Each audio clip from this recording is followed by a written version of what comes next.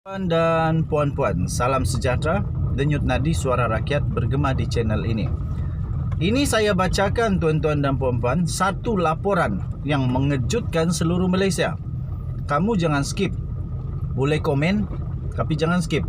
Kerana ini adalah 3 dakwaan Tim Lesner yang amat mengejutkan di Mahkamah Amerika Syarikat pada perbicaraan Roger Ng yang ramai rakyat Malaysia tak tahu. 3 kenyataan ini amat menggemparkan dan pasti akan menggegar banyak pihak, termasuklah Bank Negara Malaysia, tuan-tuan dan puan-puan.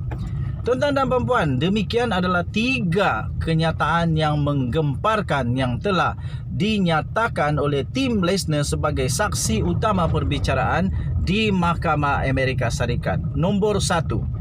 Pada perbicaraan itu, pembaca telah digemparkan dengan kenyataan daripada Tim Lesner bahawa beliau telah melakukan hubungan sulit dengan beberapa wanita ketika beliau bertugas di Goldman Sachs. Lebih daripada 3 wanita Malaysia dikatakan ada hubungan sulit dengannya. Setakat ini tuan-tuan dan puan-puan, hanya seorang nama secara spesifik telah disebut dalam perbicaraan itu, iaitu bekas Ketua Pegawai Eksekutif CEO Syarikat Media iaitu Astro Malaysia Holding Berhad telah disebut dalam perbicaraan itu. Bagaimanapun tuan-tuan dan puan-puan, Lesner kemudian berkahwin dengan bekas supermodel dan personality TV Amerika iaitu Kimora Lee Simmons. Perkahwinan ini juga dikatakan oleh Tim Lesner menggemparkan. Dia mengaku telah 2 kali berkahwin dalam serentak atau pada masa yang sama apabila dia telah memalsukan surat cerai bagi memudahkan dia berkahwin dengan Kimora pada tahun 2004. Pada ketika itu, dia masih adalah suami yang sah bagi Judy Chan, tuan-tuan dan puan-puan. Kenyataan kedua yang menggemparkan seluruh Malaysia dan seluruh dunia yang sehingga kini masih misteri. Tuan-tuan dan puan-puan, saya ingin nyatakan bahawa ini bukanlah kenyataan daripada saya, tetapi ini adalah kenyataan yang telah diberi di Mahkamah Amerika Syarikat. Okey, kalau nak ambil tindakan dengan Tim Lesner kerana dia yang cakap di mahkamah.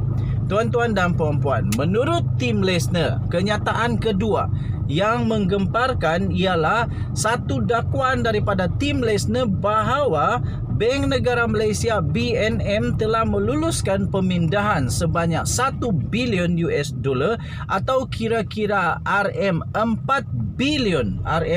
bilion hanya dalam masa sehari dalam pertukaran wang pertukaran asing ke dalam akaun Petro Saudi International setelah suami Gubernur Bank Pusat itu iaitu Zeti Akhtar Aziz telah menerima rasuah. Menurut Tim Lesner, tuan-tuan dan puan-puan, ini amat sensitif, jadi saya harus sebut berkali-kali menurut Tim Lesner di mahkamah.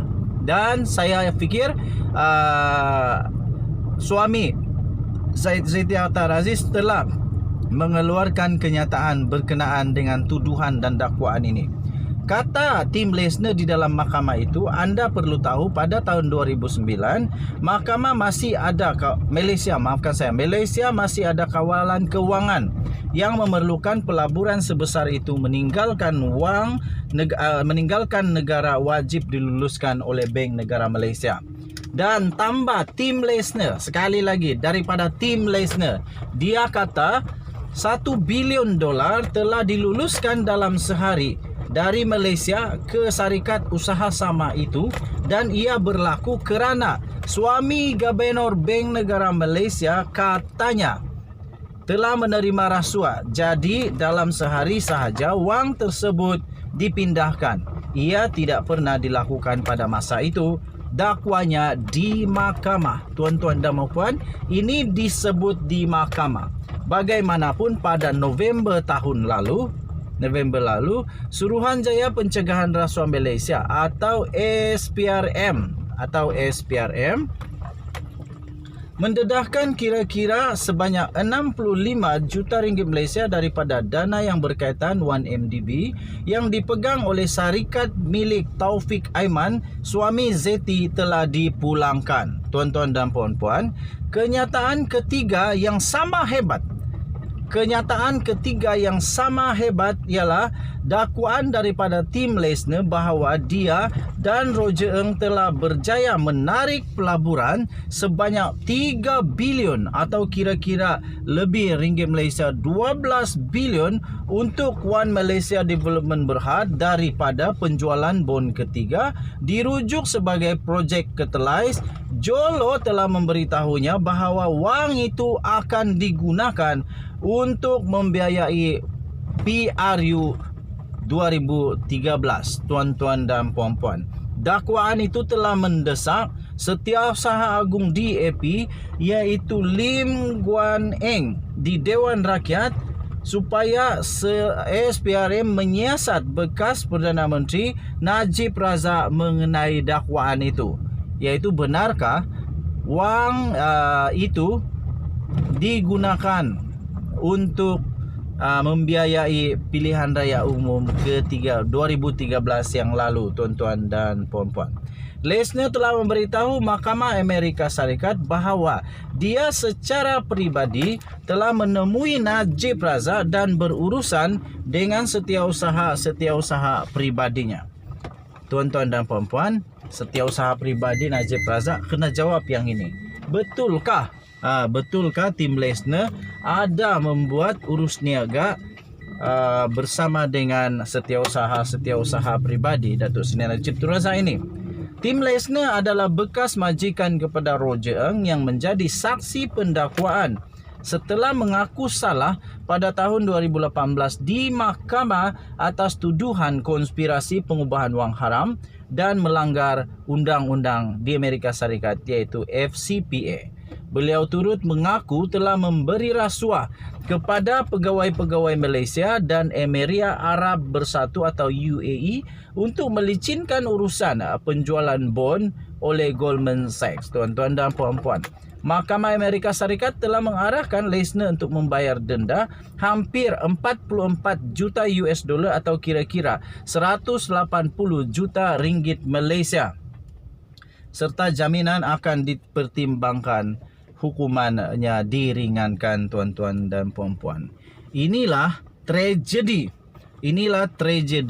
apabila Syarikat Pembangunan Strategik Kerajaan 1MDB disalahguna oleh pemimpin-pemimpin yang berkenaan. Tuan-tuan dan puan-puan yang dihormati sekalian, panjang lagi tetapi cukuplah sampai di sini. Tuan-tuan dan puan-puan, anda boleh masuk ke dalam link yang saya sertakan di bawah, di ruangan